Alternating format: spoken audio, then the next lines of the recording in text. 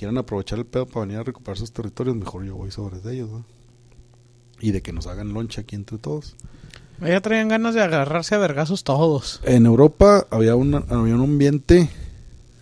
Europa era para entonces como tenían una cultura militarista y de culto a la guerra como la que tienen en Estados Unidos ahorita. Esa era la norma en Europa entonces, ¿no?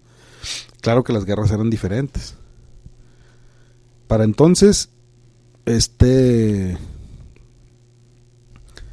Alemania va y dice, pues yo voy a atacar a Rusia, pero Rusia ya tenía, a Francia, pero Francia ya tenía un plan para entrarle a Alemania, precisamente por esos territorios. Y entonces Alemania dice, vámonos por el norte y los agarramos, pues cagando, ¿no? Uh-huh. Pero pasar por el norte implicaba pasar por encima de Bélgica y Luxemburgo, que eran neutrales para entonces. Entonces cuando Alemania se mete a Bélgica pues soporta un par de semanas. La resistencia más grande se dio ahí en Leija, donde juega ahorita Paco Memo, ¿no? Simón, en el estándar de Leija. Paco Memo fue ahí un artífice de la defensa, pero duraron 2 semanas. Un muro. Una muralla, y duraron 2 semanas en lo que ya les pasaron por encima y se metieron hasta Francia. Entonces eso obligó, eso hizo que Inglaterra se metiera también a la guerra. Bueno, no le dio pretexto, no la obligó. Le dio pretexto a Inglaterra porque, como bien dices, en ese entonces, pues en Alemania, en Europa todo el mundo se está queriendo agarrar a madrazos. Y como los madrazos eran más rápidos en aquellos entonces y menos letales. Y menos, eran más así como una cuestión casi deportiva, ¿no? De hecho, también que ya recomendamos aquí, creo que la de Passing Bells. Uh-huh. Ahí se refleja ese rollo, ¿no? Como todos los chavos estaban ansiosos de ir a la guerra, porque ellos iban a ir a la guerra un par de meses, iban a regresar con casi todos vivos. Con una herida, con un razón de bala, ¿no? 2, 3 historias que contar y un par de medallas. Y vivos, y 14 vírgenes esperándolos para promocionarse. Exactamente. Entonces, pues era la emoción de todo el mundo ir a la guerra. Era como ir a una Euro, ¿no? Me convocaron para la Euro, nomás que ahí convocaban a 35,000 personas, ¿no? Uh-huh. Pero pues la historia no era nacional, la historia era en su pueblo. Claro. O sea, él iba a ser el veterano ahí del pueblo, de la colonia, ¿no? Ajá. Que fue a la guerra y la chinga del barrio. Pero nomás que ya no fueron 35,000, ya estábamos hablando de cientos de miles. Se metieron estos vatos se metieron a Francia por el norte. Llegaron a estar a 73 kilómetros de París. Tan así penetraron Francia. Pero el tema es que ellos habían dejado el frente oriental, donde habían prometido hacerle un paro a los austriacos. Lo habían dejado más o menos descubierto. Su esfuerzo de guerra se dirigió 80% al frente occidental y 20% al oriental, ¿no? Entonces los rusos estaban pues dándole unos chingacillos allá a los austriacos en el este.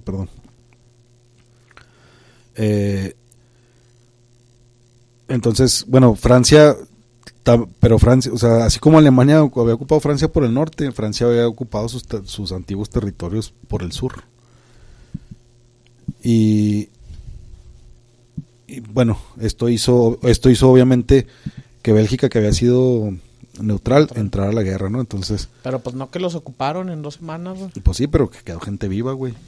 Pues ni modo que... ¿Y esos de qué lado le entraron? Pues de los franceses, ni modo que de los alemanes. Bueno, supongo que haber habido algunos que se fueron a colaborar, como siempre. Esto ya fue durante julio, ¿no? Todo eso pasó durante los últimos días de julio. En agosto, al principio de agosto, Inglaterra y Francia en África empezaron a atacar todas las posesiones de Alemania. Camerún, yo no sabía, pero Camerún era una posesión alemana. Una posesión alemana. Yo siempre tuve ese malestar, podría decir, bueno, ¿y por qué en África tan ocupado por Francia y por Holanda y por todas se las quitaron en la Primera Guerra Mundial. ¿Y por qué Alemania no tenía posesiones? ¿Por qué no hay africanos hablando alemán? Bueno, no sé por qué no hay africanos hablando alemán, pero sí tuvieron sus posesiones. Pues yo no sé. Camerún, la más famosa. Camerún habla inglés, ¿no? Según yo, oficial. Sí. ¿O francés? Según yo, no, bueno, según yo están más conectados con Francia, porque los jóvenes cameruneses siempre llegan a clubes franceses como parte de sus fuerzas básicas. Pero pues esa es una visión futbolística, no he estado ahí. Bueno, Togo y Camerún eran alemanes y se las quitaron así, como así, en agosto del 14. Y luego en Oceanía también, luego pues Australia y Nueva Zelanda como parte de la corona británica también le quitaron también Alemania tenía posesiones allá y también se las quitaron. Los japoneses entraron en octubre, entonces ya váyale contando. Ya para entonces tenemos frentes en Oceanía. Frentes en Oceanía, en África y 2 frentes en Europa. Pero ¿cuántos países estamos hablando? Por lo menos Togo, Camerún, Nueva Zelanda, Australia, Alemania, Francia, Austria, Hungría, Bélgica, Inglaterra, Rusia. Más de 12 países. Ya tenemos una sopa ahí, ¿no? Pero pues, como en la Copa del Mundo va creciendo la participación, y en octubre Japón lo invitan estos güeyes, los aliados. Japón entró del lado de los aliados en esta ocasión. Del lado de Francia, Inglaterra. De los buenos, ¿no? De los que ahora conocemos como los buenos. ¿Bajo qué interés o qué? ¿Cuál fue la motivación de Japón de entrar? La motivación de Japón de entrar, y esto es importante para nosotros, lo vamos a ver después, es que pues hay territorios en Asia, güey. Pues le dijo, usted agarra las colonias, pues en China hicieron un desvergue muy cabrón, ¿verdad? Bueno, eso tenía siglos, pero sí, después de la Primera Guerra Mundial hicieron en China y en Corea. Pero acá se trataba de algunas islas, ¿no? Pero total que todas las posesiones alemanas en Asia las tomaron los japoneses con la ayuda de los aliados y con bueno, pues esa promesa, ¿no? ¿Por qué era importante para los aliados? Bueno, pues porque obviamente las colonias son fuentes de recursos también. Uh-huh. Entonces, a ellos no les importaba tanto arrebatarles el territorio, sino simplemente que no lo pudieran usar para fines de extracción de recursos. Y pues invitaron a Japón a participar, y entonces ya súmele Japón también, ¿verdad? Después los turcos otomanos, que estaban también al sur de Rusia, también con el objetivo de apoderarse ahí de algunos territorios que como siempre están en disputa, pues entró a Rusia por Armenia. Entonces ya también le abre otro frente a los rusos. Los rusos ya tenían su frente acá, obviamente, en la parte europea, y ahora tienen un frente contra los otomanos. Pero los otomanos también se quisieron extender hacia el este, y hacia el este ya estamos hablando de posesiones británicas. Mesopotamia, que ahora es Irán. Irán, Irak y todo eso era británico. Bueno, Mesopotamia, lo que ahora es Irak, perdón. Tienes razón, era británico. Entonces, pues no. Por eso te digo que uno trae en la mente, yo traía en la mente como que era un mundo de no bloques, hoy tenemos bloques, sino de tal cual el presidente o el líder del Reino Unido, pues es el líder de pues un mundo de imperios, del 20% de la población mundial. Y el líder de Alemania es el líder de 15% de la población mundial.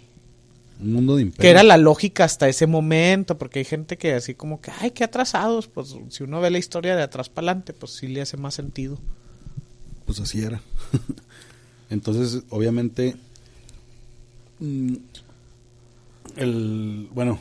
estos vatos entran en guerra con Rusia por Armenia, y ahí es donde tú platicabas, ¿no? El otro día que viste un documental de la masacre de Armenia, o Juan. Perdón, alguien. Yo creo que fue el que no debe ser nombrado.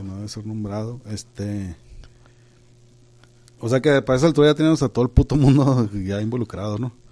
Y sí, pues sí. Ya estás hablando de Medio Oriente. Si son también. Imperios tan grandotes, pues a huevo, pues es todo el mundo. Pues si hay 10 países, ¿o cuántos habrían? Menos el continente americano, ¿no? Que, sí. Para entonces Estados Unidos estaba nomás viendo en una posición neutral. ¿Y eso no les habrá ayudado a producir más y a no gastarse recursos en la guerra? Ahorita estoy haciendo comillas, no me están viendo, pero estoy haciendo comillas y ahorita te explico. ¿Eso no les habrá ayudado a hacer más recursos? Ahorita te explico, David. A no ahorita tener destrucción. Ahorita te explico. Bueno. Si quieres que te explique, ahorita te explico. No me voy a callar. Bueno, la masacre de Armenia, pues es uno de los episodios más sangrientos de la guerra esta. Que no era la cancelación del aeropuerto de Texcoco, dijo Gabriel donde Cuadri. los otomanos, pues solamente comparable con esa tragedia humana del aeropuerto de Texcoco.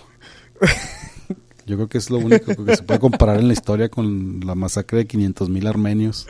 Ay, güey. Por parte de los turcos otomanos. ¿En cuánto tiempo se aventaron esa masacre? En días, güey. Cabrón, o sea, todo el día, todos los días un chingo de gente dedicada nomás a estar... matando otras porque personas. No había bombas ni cosas así tan como, pues en 2 horas les aviento una bomba y ya los No maté. se mecanizaba la guerra a estas alturas todavía. Todavía cabrón, tanto. Tiene que ser one by one, shot by shot. Sí, los metían en fosas y órale, los fusilaban y luego otros y otros. Ay, güey. Total que la guerra que se suponía que para Navidad iba a terminar, que había empezado a medio año y que ya para Navidad iban a estar todos en su casa. Como era la costumbre. Como era la costumbre, platicando las aventuras de la guerra, pues no, ¿verdad? Ya al contrario, ya se les había regado el tepache por todo el mundo. Y había, según Diana Uribe, había 6 millones de personas ya en el frente, en los frentes de batalla. Nomás que Diana Uribe tenía le agarré en 2-3 exageraciones ahí de números, ¿verdad? Pero bueno, sí suena lógico esto.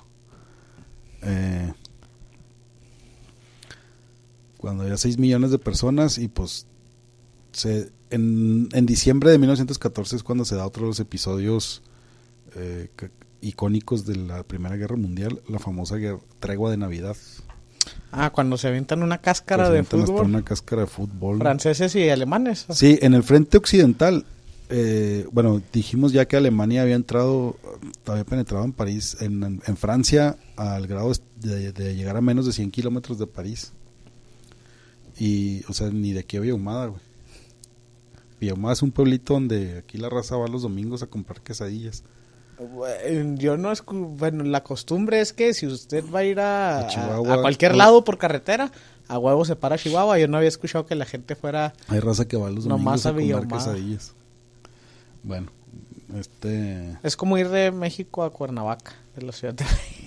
Pues lo más, es su próximo, así como nuestro próximo. Pues más o menos. Entonces, ¿qué está diciendo? Pero obviamente ya con la ayuda de los ingleses y eso los habían echado poquito para atrás. Aquí ya estaba el frente occidental, era una línea que iba del mar del Norte a Suiza, de norte a sur, y pues del lado alemán quedaba todavía una parte de Francia, Bélgica, y obviamente pues hasta Polonia, ¿no? Y ahí ya era el frente oriental. Y en este frente estaba ya, pues ya para esas alturas ya estaba estático, ya no se movía, pues iban y ganaban 30 metros y luego les quitaban 50 y así, para adelante y para atrás. Ya estaba la figura esta de las trincheras que también es muy icónica de la Primera Guerra Mundial, ¿no? Está una trinchera, así una línea, y luego a unos metros está la trinchera enemiga, ¿no? Pero no eran unas trincheras así, unos nidos, era esa línea que te estoy diciendo que parte casi toda Europa. Entonces ya estaban estancados en esa dinámica, cargas de un lado y del otro, pero pues no se movían mucho. Y en Navidad de 1914, pues ya estando hasta la madre, ya para entonces ya decían, cabrón, la guerra esta no es lo que nosotros veníamos a hacer, ¿no? Ya este pedo ya está más cabrón de lo que nos habíamos imaginado. Y sin un final cerca, ni se vislumbraba ni nada, pues en una de esas, en Navidad, salieron de las trincheras y se dieron la mano, intercambiaron regalos, nada oficial. De hecho, algunos soldados fueron disciplinados por eso. Había obviamente la prohibición de fraternizar con el enemigo, cofraternizar con el enemigo, y hasta se armaron unas cascaritas de fútbol y la chingada. Que es una escena muy famosa. Hay películas y todo el pedo de eso, ¿no? La cáscara esa. Y luego ya, pues, suerte, cada quien a su trinchera y así.